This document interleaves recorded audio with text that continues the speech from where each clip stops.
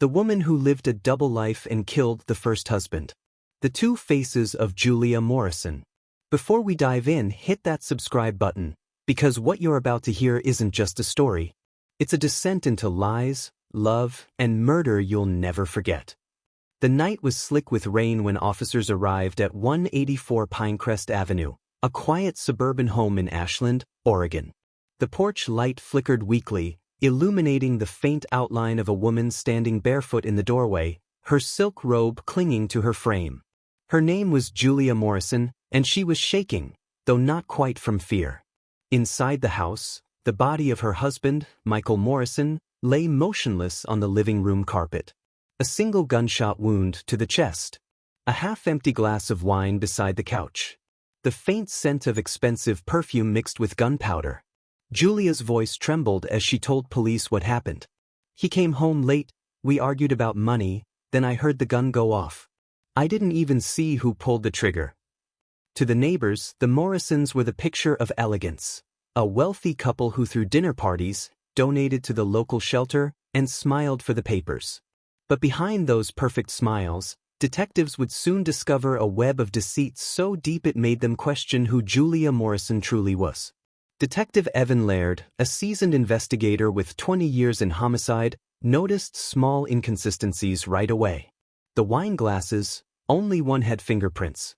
The gun, registered in Julia's name. And yet, no trace of gunpowder on her hands. "She's smart," he muttered to his partner. "Too smart." Over the next few days, Julia played the grieving widow with unsettling precision. Black dress, trembling hands, rehearsed sorrow. She gave interviews about how much she loved her husband, about how broken she felt. But something was off. She never cried. Then came the first twist. When investigators pulled Michael's phone records, they found a series of text messages to a number saved under Emily. The tone was intimate. The conversations recent. And the last message, sent just hours before his death, read, "I told her everything. I can't live in this lie anymore." Detective Laird called the number. The woman who answered sounded calm, maybe too calm. "I don't know what you're talking about," she said. "You must have the wrong number." But her voice caught on one word, Julia. Something clicked. Cross-referencing travel logs and credit card charges, investigators found a hidden life Julia had carefully built, under a different name. She owned an apartment 2 towns over, rented in the name of Emily Hartwell. Same birth date. Same face on the ID. Different world entirely. As Emily, Julia lived a second existence. Younger, freer, and far more dangerous. She hosted exclusive events at underground clubs, wore platinum wigs, and surrounded herself with men drawn to her mysterious charm. When detectives searched the apartment, they found photos of Julia with another man, Ryan Hale, a real estate developer from Portland. The pictures told their own story: romantic weekends, expensive gifts, and a ring box hidden in the nightstand. Ryan was questioned. His words dripped with guilt. "She told me she was divorced. Said her husband was abusive. I had no idea." But what chilled investigators most wasn't the affair. It was the timeline. Julia had transferred $250,000 from Michael's business account to a new joint account she shared with Ryan 2 days before the murder. That's when the story took another turn. In the days following Michael's death, a security camera from a gas station on the outskirts of town captured Julia, or rather Emily, just hours before the murder, wearing a wig and dark sunglasses. She was seen purchasing lighter fluid, gloves, and a pack of cigarettes, items later found in the trunk of her car. Confronted with the footage, Julia broke into tears. "It wasn't me," she whispered. "You don't understand. I was protecting someone." Detective Laird leaned forward. "Who are you protecting, Julia?" Her gaze dropped to the table. For the first time, her mask cracked. "I can't tell you," she said, "because if I do, they'll kill me next." The room fell silent. But later that night, when officers returned to her holding cell, Julia Morrison was gone. The surveillance feed had been erased. The back door, unlocked from the inside. She had vanished. And on her bed, written in lipstick across the white sheet, were 4 chilling words. "He wasn't my first." Vanishing act. The manhunt began before sunrise. Patrol cars fanned across Ashland while state police froze highways in and out of town. Julia Morrison, Emily Hartwell to those who loved her altar life, had slipped through a secure building like water through a clenched fist. The jail's cameras looped a 2-minute segment on repeat. The lock logs showed no error. The night sergeant swore he never left his desk. It felt less like an escape and more like a demonstration. Look what I can do. Detective Evan Laird watched the lipstick message dry on the cell sheet as evidence techs photographed it from every angle. He wasn't my first. The words threaded through his head as if someone whispered them behind his ear. He called the medical examiner. He called records. He called a friend at the State Fusion Center. He wanted everything on Julia from the minute she drew breath. The bank trail was the first crack. The $250,000 Michael's account hemorrhaged didn't stop at the joint account with Ryan Hale. It moved again that same afternoon, split across 2 smaller transfers sent to a consultancy in Delaware and a boutique travel agency in Lisbon. The consultancy had no office, no staff, only a filing cabinet and a lawyer of few words. The travel agency, however, provided a real ticket. 12 days before Michael died, Emily Hartwell booked a one-way itinerary that could be changed within minutes to any city in Western Europe. Laird spread photos across his desk. Julia in a platinum wig outside a Portland club, Julia with Ryan at Cannon Beach, Julia walking into the gas station with her head down and a scarf pulled high. He rubbed the bridge of his nose. What aren't we seeing? Forensics called with something that ruined coffee. The gun that killed Michael had a wiped slide but a pristine firing pin impression. The cartridge case carried trace residue of an accelerant not used anywhere in the Morrison house, an off-brand lighter fluid imported from Italy.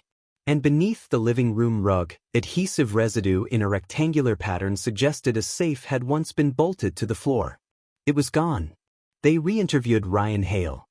He looked hollow, as if sleep had been evicted from his face. She told me she was trapped. That he watched her, controlled her accounts. She said she was finally free. Laird asked where he was the night Julia escaped. Ryan didn't answer. He stared at the interrogation room mirror as if something behind it would grant him courage. I can't help you anymore. He stood, asked for a lawyer, and by evening he was gone. His phone pinged once near the state line, then never again. The next morning, hikers found his Audi abandoned on a fire road. In the glove box, a burner phone with 5 messages from a contact saved as E. The most recent, "They're watching your building. Go to the place we chose. Use the back entrance." No mistakes. Internal Affairs combed the jail. No one admitted helping Julia. But a review of door access codes showed a 3-second dip in the digital heartbeat of the system, just enough time for an override to slip in. It took Laird 15 minutes to find the contractor who'd serviced the software last month. A shell company, again. The invoice was paid by a card linked to the Lisbon agency. Pull everything on Julia's past marriages, Laird told Records. I don't care if it's another country, an alias, a church basement with a cash-only minister. That night, an email landed in Laird's private inbox from an untraceable domain. 3 attachments. A wedding photo of Julia in a short ivory dress beside a man with smiling eyes, a registry listing 2 names, Julia Rowan and Colin Hart, and a coroner's report from County Clare, Ireland. Accidental carbon monoxide poisoning, cottage heater malfunction, no autopsy requested. The date, 8 years ago. Rowan, Laird whispered. Emily Hartwell. He called an investigator he knew in Dublin. By noon, he had the missing pieces. The cottage insured 2 months prior, a travel manifest showing Julia departing Shannon 3 days after her husband's funeral, a wire transfer for €180,000 arriving in an account under a fresh surname. He wasn't my first. They hit the storage facility on the edge of town hard, warrant, cutters, 3 officers. Unit 117 smelled like leather and coal dust. Inside, wigs on styrofoam heads, boxes of burner phones, a slimline safe, and a ledger so tidy it felt like a museum exhibit. Names, dates, hotels, wire amounts. At the back, a velvet box with 2 rings, a plain gold band engraved C+J, Ardro, and a thin diamond eternity loop with a newer inscription, R+E Rome. The ledger's last line wasn't a number. It was an address. When Laird read it, his stomach turned to glass. It wasn't a hotel or a safe deposit key. It was his home. By the time he reached his street, dusk had turned the sky to bruised slate. A single taillight glow slipped from the curb and vanished around the corner. He didn't chase, he ran inside. A package sat on the kitchen table, wrapped in brown paper and tied with butcher's twine. His daughter's handwriting was on a drawing pinned beneath it, stick figures, a blue house, a crooked sun. His throat closed. He cut the twine. Inside was a phone, powered on, already recording. The video played automatically, grainy footage of his daughter leaving school, then turning, laughing, joining her mother by the gate. The camera never shook. Whoever filmed knew how to keep a subject centered even in a crowd. Over the image, a woman's voice, calm, precise, unmistakable, filled the kitchen. "Detective Laird," Julia said, "stop looking backward. If you want to save your family, you'll come alone to the address on the ledger. Midnight. No police. Bring the gold ring." The video ended on a freeze frame of his daughter's face. Midnight was 4 hours away. And for the first time in his career, Evan Laird realized the case wasn't chasing a killer, it was a killer leading him exactly where she wanted. The final confession. The road to the address wound through forest and fog. Detective Evan Laird drove without headlights for stretches, the gravel popping under his tires like small bones. Midnight was less than 15 minutes away. The ledger lay open on the passenger seat, the last address written in Julia Morrison's meticulous hand, Old Mill Road, Cabin 9. The further he drove, the quieter the night became. No birds, no wind, just the rhythmic scrape of branches brushing his windshield. His phone sat face down. Every instinct screamed to call for backup, but her warning echoed louder. If you want to save your family, come alone. Cabin 9 appeared at the end of a dirt lane, half buried in mist. A light glowed from inside, dim, yellow, almost warm. He stepped out, gun holstered but ready. The smell of pine and damp earth filled his lungs as he climbed the steps. The door creaked open before he touched it. Julia stood by the window, her hair no longer platinum but its original auburn. Her robe replaced with a dark coat cinched at the waist. In the half-light she looked calm, almost peaceful. "Close the door," she said. "It's cold." Laird did. His eyes flicked around the room, empty except for 2 chairs, a table and a laptop open between them. On the screen, a video feed showed his own living room, his daughter asleep on the couch, an officer stationed outside the door. Relief and rage clashed in his chest. "She's safe for now," Julia said softly. "I'm not a monster, detective. I just wanted your attention." "You had it the moment your husband hit the floor," he replied. "Why the games?" She smiled faintly. "Because the truth never comes out unless someone earns it." He took a cautious step closer. "Then let's start with Ireland. Colin Hart, the man in the photo. You killed him too, didn't you?" Julia's eyes lowered to her hands. "He wasn't supposed to die. The heater leaked, and I let it happen. I was young, terrified, and he wouldn't stop hurting me." Her voice cracked, but not from guilt, from exhaustion. "I used his insurance to disappear. I thought I could start over. But Michael found me. He recognized me from a story on European news years ago, widow of the Ardro incident. He didn't tell anyone. He wanted to own me instead." "You could have walked away." "I tried," she whispered. "Every time I packed a bag, he'd remind me that my past was a prison. 'One word,' he said, 'and they'll see what you really are.' So I became someone else again, Emily." Then Ryan came along. "For the first time, I thought I could be free if I planned it right." Laird's stomach twisted. "You killed Michael." "I ended a war," she corrected. "But you wouldn't understand that, would you, detective? You think every crime fits neatly into motive and means. Sometimes people kill just to breathe again." He pulled the gold ring from his pocket and set it on the table. "What's this to you? A trophy?" She stared at it for a long moment. A reminder that love turns poisonous when you keep it in the dark too long. Then her gaze lifted. "Sit down, Evan." He hesitated but obeyed. Julia tapped a key on the laptop. The screen changed, bank records, passports, hidden documents, dozens of names. You're not the only one who wanted me gone. The people Michael worked with, shell companies, offshore laundering, they used my aliases to move money. When he died, they thought I'd expose them.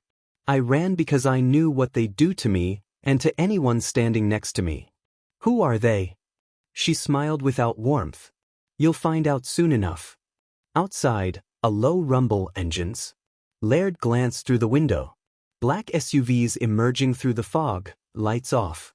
His heart kicked hard. You called them here? No, Julia said quietly. They found you. They traced the ledger. The first gunshot shattered the glass. Laird dove to the floor as splinters rained down. Julia yanked open a floor hatch and motioned for him. There's a tunnel. It leads to the stream behind the ridge. Come with me. She shook her head. If I leave, they'll follow forever. If I stay, they'll think they won. Either way, I stop running tonight. He didn't have time to argue. More shots. He dropped through the hatch, crawling through the damp earth until the tunnel opened into cold night air. Behind him, the cabin glowed orange. Flames chewed through the roof. Then a second explosion, smaller, sharper, as the propane tank ignited. He stood at the tree-lean, breath ragged, watching the cabin collapse in on itself. By dawn, federal agents flooded the area. They found no body, no trace of Julia Morrison. Just the melted frame of a laptop, the gold ring fused to its lid. Weeks later, Laird received a small package with no return address. Inside, a flash drive and a note written in careful, slanted cursive. The truth always survives in the hands of those who listen. Thank you for listening. The drive contained a single file, video footage of Michael's secret dealings with the offshore network, enough to indict half a dozen businessmen across Oregon. The case closed quietly, but whispers followed. Some said Julia died in the fire. Others swore they saw her boarding a flight in Spain under a new name. Evan Laird never stopped checking airport manifests, just in case. Because sometimes justice doesn't wear a badge. Sometimes it vanishes and leaves behind only smoke, a ring, and a name that never existed. If you think this story was intense, you're not ready for the next one. Hit subscribe before the next case finds you.